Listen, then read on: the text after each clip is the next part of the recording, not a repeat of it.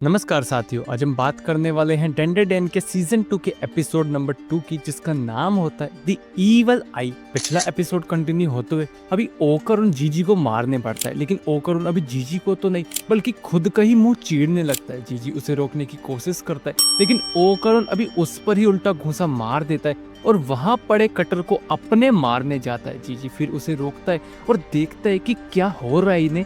तभी अर्थवॉर्म घर के अंदर घुसता है। जीजी मोमो और ओकरुन दोनों को बचाता है और उस अर्थवॉर्म पर एक कप फेंक मारता है। तभी जीजी समझता है कि ये कप की आवाज सुनकर उसके पीछे गया, लेकिन हम जो आवाज कर रहे हैं तब ये हमारे पीछे नहीं आ रहा। मतलब ये कि जो आवाजें दीवार से टकराकर आ रही हैं सिर्फ ये उन्हीं का पीछा कर रहा है। तभी ओकरुन फिर खुद को मारने जाता है। जीजी उसे रोकता है, जिस पर ओकरुन कहता है कि वो उसे मरने दे। तभी जीजी को याद आता है कि उसके पेरेंट्स भी ऐसे ही सुसाइड करने लगे थे।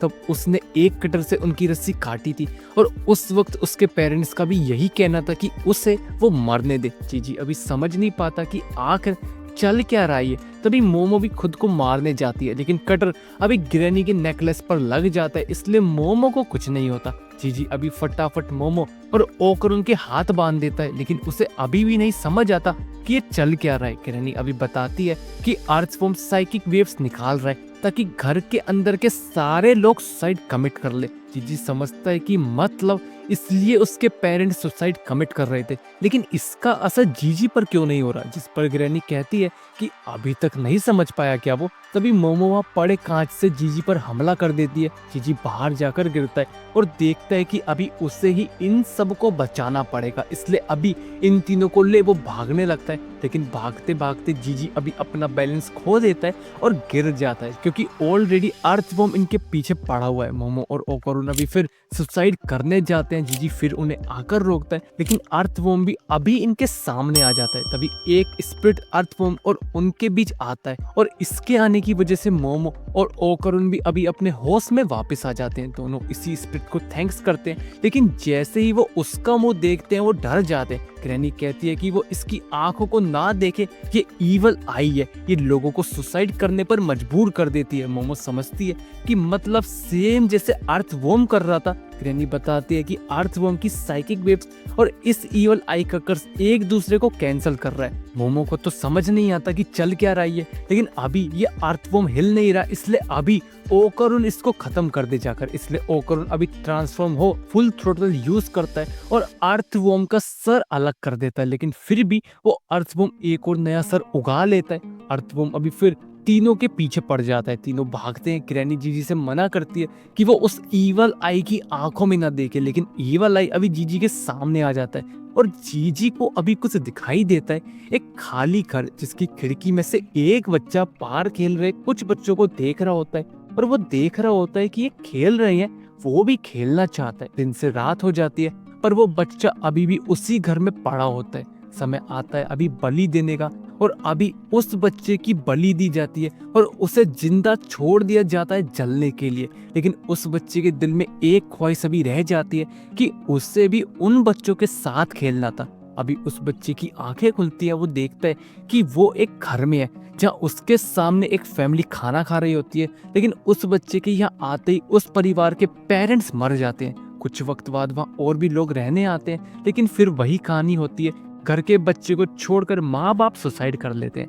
अगली फैमिली भी यहाँ आती है, लेकिन फिर एक बार यहाँ वही होता है और अभी वो बच्चा देखता है कि घर के नीचे कुछ है जिसकी वजह से सब परिवार वाले सुसाइड कर रहे हैं। अभी कीटो फैमिली जिनका ये घर होता है, अभी वो फैसला करते हैं कि इस बच्चे की बलि दी जाएगी और इस घर को वो दफना देंगे। वो बच्चा यानी स्पिरिट वो देखता है कि ये वही बुढ़िया है जिसने उसको जलाया था। अभी स्पिरिट उस बच्चे की मदद करने की कोशिश करता है, लेकिन भूत होने की वजह से वो रस्सियां ही नहीं खोल पाता और इसी के साथ अभी फिर एक और बच्चे की बलि दे दी जाती है। इसलिए अभी उस स्पिरिट का गुस्सा बढ़ जाता है और इसलिए अब वो इस कीटो फैमिली को मार देगा और यही गुस्सा अभी जीजी में भी भर जाता है। बट सडनली मोमो उसे आवाज मारती है कि वो इससे दूर रहे, जिस पर जीजी कहता है कि ऐसा नहीं है मोमो, ये अलग स्पिरिट है, ये बुरी आत्मा नहीं है, ये बेचारा तो इतने समय से अकेला ही लड़ता जा रहा है। इसलिए जीजी अभी इसकी बॉडी के पास जाने लगता है, जो कि और भी नीचे होती है। मोमो भी अभी जीजी का पीछा करती है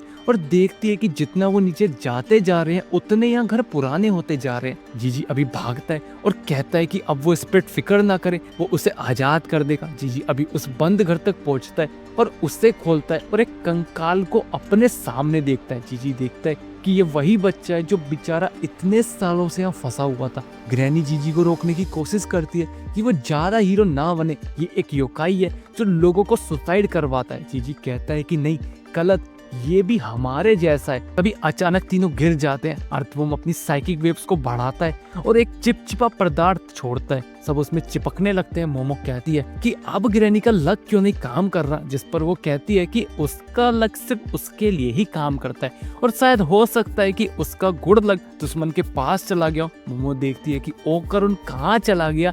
मीनवाइल इधर ओकरुन की हवा टाइट होती है क्योंकि वो तो अब हिल ही नहीं पा रहा। इधर मोमो बाहर निकलने की कोशिश करती है और जीजी को भी साथ चलने को कहती है, लेकिन जीजी उसे सुनता ही नहीं क्योंकि जीजी अब उस बच्चे के पास पहुंच चुका होता है। जीजी समझ गया है कि ये सब इस बच्चे की गलती नहीं है, ये तो बेचारा खुद इतने समय से दर्द सह रहा है। जीजी समझ गया है कि ये खेलना चाहता है, इसलिए जीजी अब उसके साथ खेलेगा जितना वो चाहे। ये सुन वो बच्चा कहता है कि तो जीजी ने ये कह ही दिया और इसी के साथ वो जीजी को अपने काबू में कर लेता है। ग्रैनी कहती है कि उसने कहा था ना ज्यादा हमदर्दी नहीं दिखाने का। तभी अर्थवॉर्म भी उनके पास आने लगता है, लेकिन इससे पहले कि वो मोमो को खा पाए जीजी उसका सर एक लात में उड़ा देता है और कहता है कि अब उसने इस शरीर पर काबू पा लिया है तो अब वो सब इंसानों को मार देगा। मोमो देखती है कि क्या जीजी ठीक है, लेकिन तभी वो मोमो को भी लात मारता है और कहता है कि ये शरीर अब उसका है। और वैसे इसके साथ ये कौन योकाई है, क्या ये इंसानों की गुलाम है? जिस पर ग्रैनी कहती है कि चुप हो जाए वो, वरना छोड़ेगी नहीं वो उसे। मोमो अभी जीजी को बुलाने की कोशिश करती है कि क्या हुआ उसकी बेवकूफ पंथियों को, जिस पर ईवल आई कहता है कि ये वैसल अब मेरा है और अब वो दिखाएगा इंसानों को कि नर्क क्या होता है। तभी अर्थवॉर्म फिर अपना सर उगा उन पर हमला करने जाता है। ईवल आई अभी कहता है कि ये श्रापित घर मरे हुए लोगों की बद्दुआओं से बना है और ये नफरत कभी कम नहीं होगी। और अभी वो उसी नफरत को इकट्ठा कर एक बॉल बनाता है और उस अर्थवॉर्म को मारना शुरू कर देता है। इसलिए अभी वो अर्थवॉर्म वहां से दुम दबाकर भाग जाता है। मोमो इधर कहती है कि क्या हो गया है जीजी को, जिस पर ग्रैनी बताती है कि भूल गई क्या वो, जीजी जीनियस है, यही तो उसकी दादी हमेशा कहती रहती है।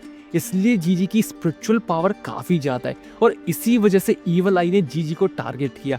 अगर ईवल आई की जगह ग्रैनी होती तो वो भी ऐसा ही करती, जिस पर मोमो कहती है लेकिन जीजी तो बचपन से ऐसा था ही नहीं। ग्रैनी अभी बताती है कि सबकी पावर सही टाइम पर ही जागती है। मोमो के साथ भी तो ऐसा ही हुआ था सीजन 1 के एपिसोड 1 में, लेकिन अभी मोमो तैयार हो जाए क्योंकि ये अब उसकी साइड नहीं है। ईवल आई अभी मोमो की हालत खराब कर देता है और अब उसे मारने जाता है। तभी ओकरुन वहां आकर मोमो को बचा लेता है और कहता है कि उसकी हिम्मत कैसे हुई मोमो को मारने की और अब नहीं बचेगा वो। और इसी के साथ एपिसोड नंबर 2 खत्म हो जाता है। एपिसोड 2 तुम्हें कैसा लगा कमेंट बॉक्स में जरूर बताना, अच्छा बुरा वो भी अपना फीडबैक जरूर देना। एफर्ट्स अच्छे लगे तो लाइक सब्सक्राइब शेयर जरूर करना और मिलते हैं नेक्स्ट वीडियो में, तब तक के लिए धन्यवाद।